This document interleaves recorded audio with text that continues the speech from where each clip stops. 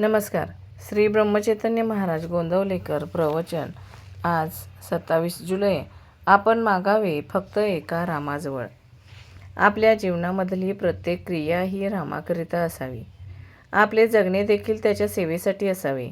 किंबहुना लहान मुलाला जशी आई, मोठ्या मुलाला जसा बाप आणि बाईला जसा प्रेमळ नवरा, मुनिमाला जसा सज्जन मालक, नोकराला जसा त्याचा स्वामी, एखाद्याला जसा विश्वासू मित्र, तसा रामराया प्रत्येकाला वाटला पाहिजे. म्हणून प्रत्येकाने गोंदवल्यास यावे. भगवंताच्या अस्तित्वाची खरी जाणीव होऊन त्याच्या अनुसंधानामध्ये जीवनाचा प्रत्येक क्षण कसा घालवावा हे सगुणोपासनेशिवाय सामान्य स्त्री पुरुषाला समजणे अशक्य आहे. जगात घडून येणाऱ्या प्रत्येक गोष्टीमध्ये रामरायाची इच्छा काम करीत असल्याचे आपण जाणले पाहिजे. इतकेच नव्हे तर व्यवहारदृष्ट्या आपण योग्य प्रयत्न केल्यानंतर जे चांगले वाईट फळ मिळेल ते रामाच्या इच्छेनेच मिळते अशी श्रद्धा ठेवावी.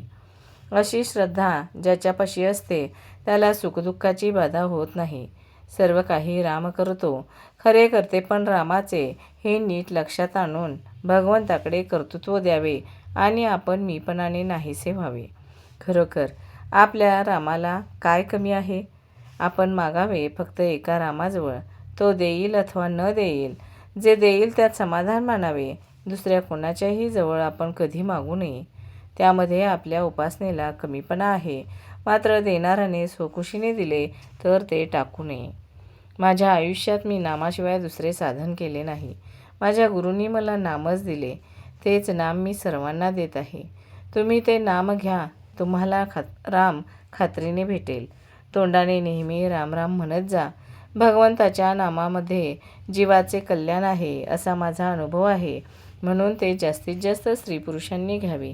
कोणत्याही कार्याच्या पाठीमागे भगवंताच्या उपासनेचे बळ ठेवा.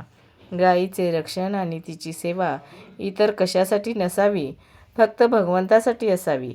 आपण जे काही करीत आहोत ते सर्व भगवंतासाठी करीत आहोत ही जाणीव राहण्यासाठी त्याचे नाम सतत घेत असावे.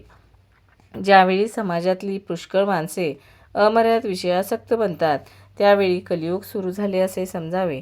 सज्जनांची बुद्धी भ्रष्ट होऊन ते देखील विषयाधीन बनतात. विषयांची प्राप्ती करून घेण्यासाठी वाटेल ते कृत्य करण्याची त्यांची तयारी असते.